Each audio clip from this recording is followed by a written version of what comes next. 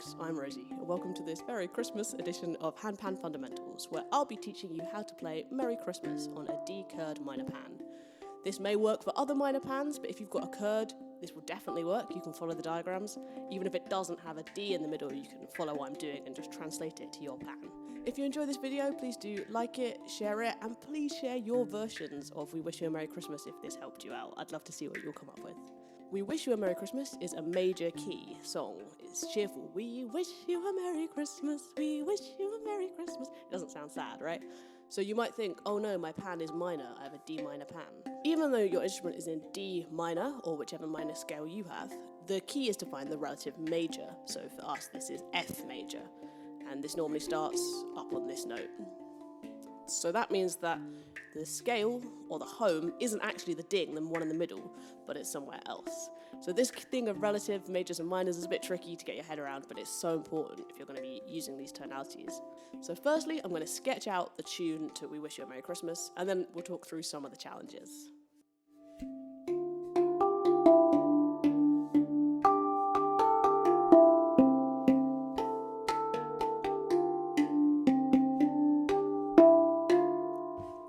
Things to notice, it's in this 3/4 time. So this is a tricky piece to start together, because not only is it in 3, not 4 that we're used to, it starts on an upbeat, or we actually start playing on the 3rd beat. So it counts in like this. 1, 2, 3, 1, 2, 3, 1.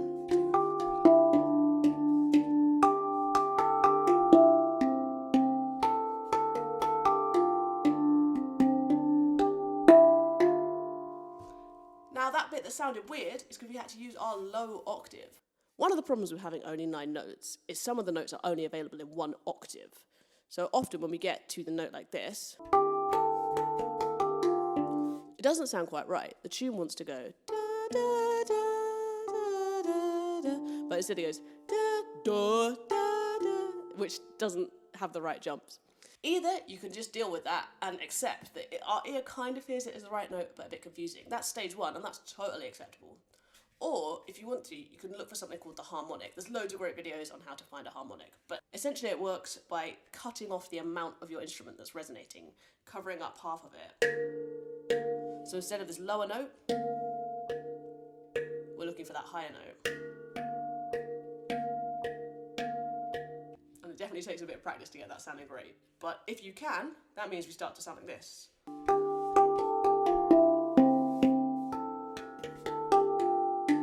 And how do we do that? So we might do that with one hand covering. Or, with a bit of practice, you may be able to do the one-handed harmonic. Both tricky options, so have a practice. There's various ways of getting it, but it just depends what suits your hand. So there you go, that's the tune for the first half. The second half, good tidings we bring. 1, 2, 3, 1, 2.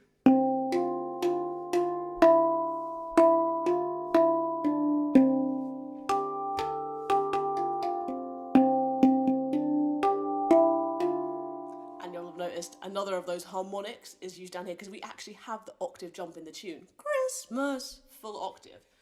So we need the high and then the open. If harmonics aren't suiting you, you can just go Christmas. Because everyone knows the tune and we're just kind of sketching it out. But if you feel like you're able to get that harmonic out, it's a really great one. And I actually play it by alternating. I play it by alternating hands for this one.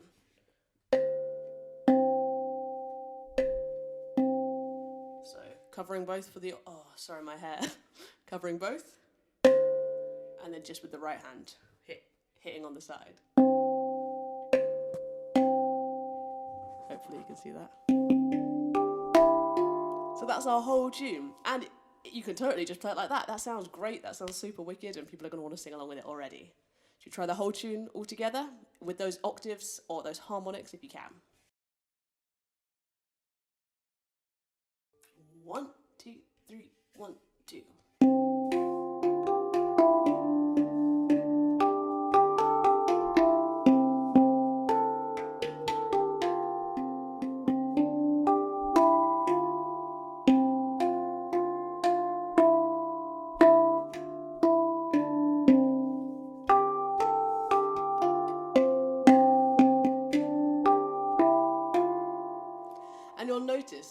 really trying to put that 3 feeling into my body. It's not we wish you a Merry Christmas.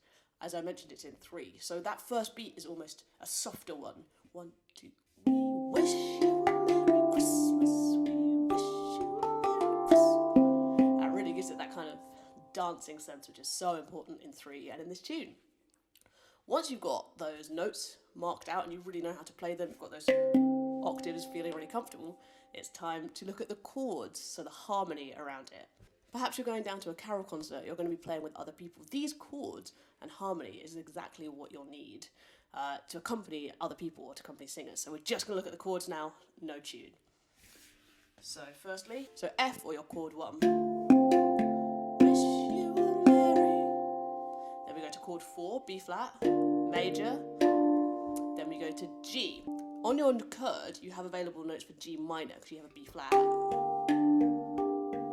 However, the harmony is so cheerful already that you can really simply imply a G major by just not playing this note, the B flat. Because your ear knows the tune, it's ready to be major.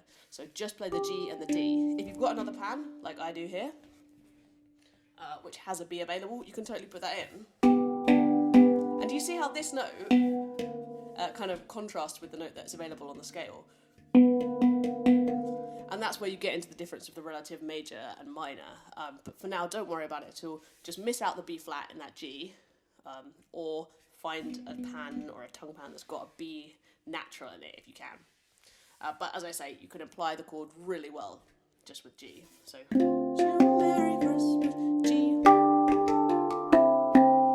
Like, your ear makes it sound major. Just does. And then we go to C. C major, we've got all the notes for that there. Now again, this is our second and last time where we have to do this. Imply an A major 7 chord. So that's A, C sharp, E, and a G. We've only got a C, we don't have C sharp. So if we were to play it, it would be an A minor. Again, if you've got a pan with a C sharp on, like I do, you can use that. Or just completely miss out the C, don't play anything like a C. And the 7 just means we're adding on another note. So if you don't want to worry about any of that, just play an A and an E. If you want to challenge yourself, A, E, and G, which makes it, Christmassy. And if you've got a spare C sharp, pop that in. And now we're into clearer territory. We've just got a D minor. D minor, we have got the ding available to us, but when you play a ding, it kind of makes our ear really drawn to that chord in a kind of heavier, deeper way, which is lovely, but in this moment, not super appropriate. So unless your D is the kind of key note, the root note, which it normally is, I would try and avoid the ding D and just play it so it is the same as the rest of the notes. So you've got your A, D, and then B flat and C, F, and those last chords come a bit faster. B flat, C, F. That's our first half. Should we try it together? 1, 2. We F, B flat, G major, and then C, A7, D minor, B flat, C, F. Go through that a few times, I know that's quite speedy. Our second half, good tidings we bring.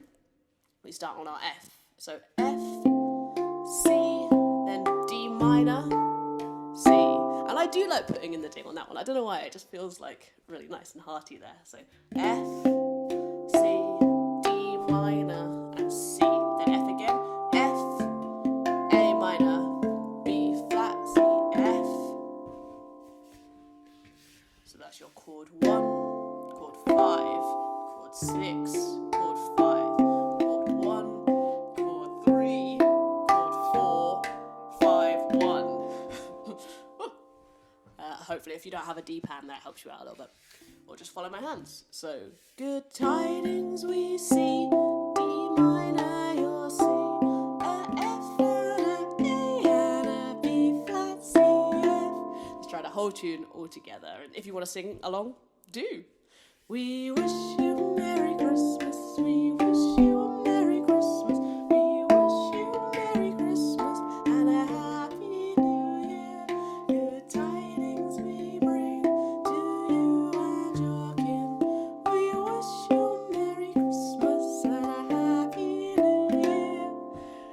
once you've got the hang of the chords, there's a few different ways to play it. The first one is every beat. We F, F, this.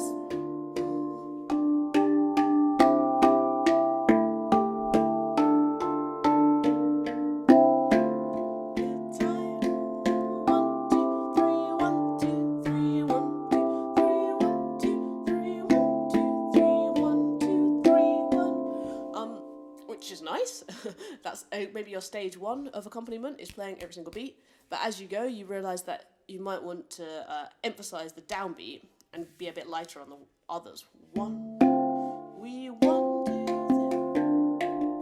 3. So a really nice pattern is 1, 2, and 3, and 1, 2, and 3, and 1. And it almost doesn't matter what order you hit the notes in as long as you're making those chord shapes. So we might go, maybe we hit 2 together on note 1, 1, 2, and 3, and 1, 2, and 3, and 1, 2, and 3, and 1, 2, and 3, and 1, 2, and 3, and 1, 2, and 3, and then we get to this trickier bit. 1, 2, 3, 1. We've got to shift so fast there. 1, 2, 3, 1, 2, 3, 1, 2, 3, 1, 2, 3, 1, 2, 3, 1, 2, 3, 1, 2, 3, 1. And you can do other patterns as well. You don't have to stick with the same thing through it.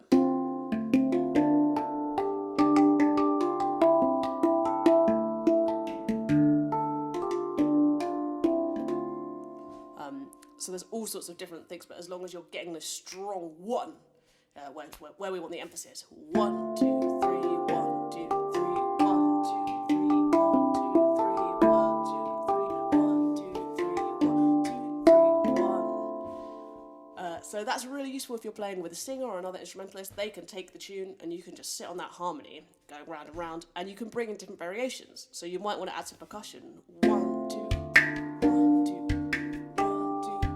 So a really simple way of adding some percussion is playing the chord on beat 1 of 3 and putting a slap in on 3. It's basically that simple.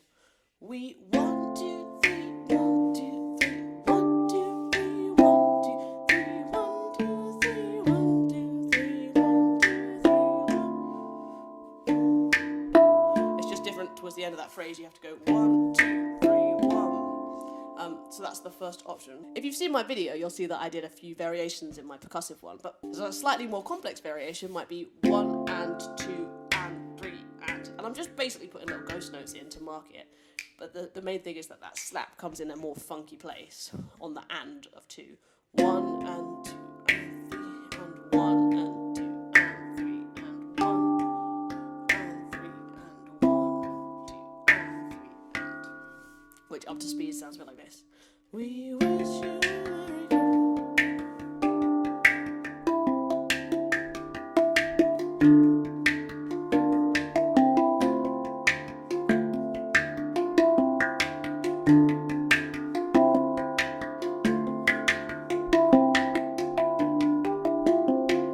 something like that. I don't know. I can't wait to see what you do. Final stage is combining it all together. So we need to hear the tune and we need to hear the chords. The main thing is to prioritise the tune, but those chords that you know are going to be supporting, whether it's just playing 2 notes or sometimes all 3 of them. But often the tune kind of intersects with the chords, so you have to use your judgment and find your best way. So we've got.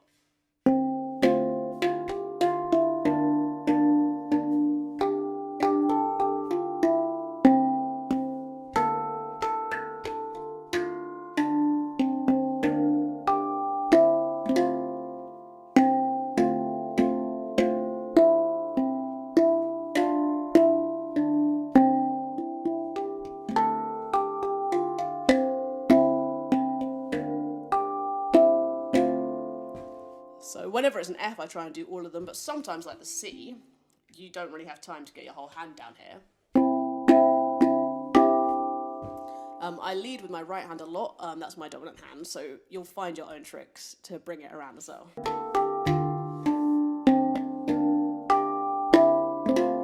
And sometimes putting in a roll towards the end of the phrase, so it really marks the importance of it.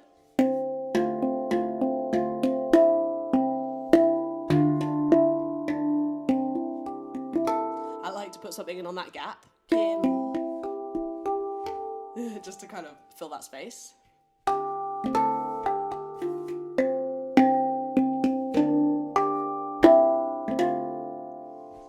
I hope that's useful. I can't wait to see all of your versions of Merry Christmas. Please share them and tag me and all of that all wonderful stuff. Merry Christmas! Bye!